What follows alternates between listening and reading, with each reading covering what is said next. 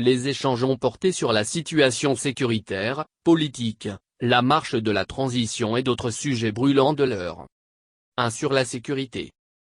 Les deux parties expriment leurs vives préoccupations face à la dégradation de la situation sécuritaire, marquée par les récentes attaques dans le secteur de Wataguna, cercle d'Ansongo, condamnent ces lâches et ignobles agressions sur de paisibles citoyens, présentent leurs condoléances aux familles des victimes et souhaitent prompt rétablissement aux blessés.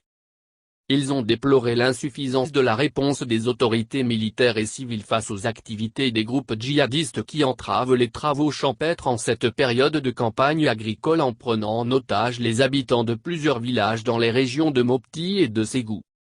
Les deux parties estiment que la sécurisation des populations et de leurs biens sur l'ensemble du territoire national, est de la responsabilité première de l'État, et doit être assurée à tout prix. 2. Sur la situation politique. En ce qui concerne les élections, les phares et le Parena réitèrent leur attachement au respect des engagements souscrits par les autorités de la transition face au peuple malien et à la communauté internationale, fixant la fin de la transition au premier trimestre de 2022.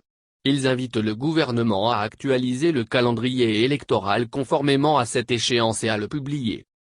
En ce qui concerne les assises nationales de la refondation, envisagées, les deux formations politiques ont affirmé que ce processus ne doit pas être lié au calendrier des élections devant mettre fin à la transition en cours.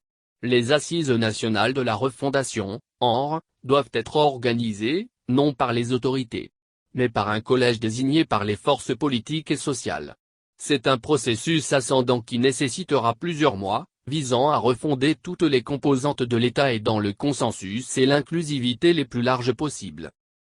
Enfin, les dirigeants des deux partis ont saisi l'occasion de leur rencontre pour lancer un vibrant appel au sursaut national afin d'ouvrir une ère de renouveau démocratique au lendemain des prochaines élections générales.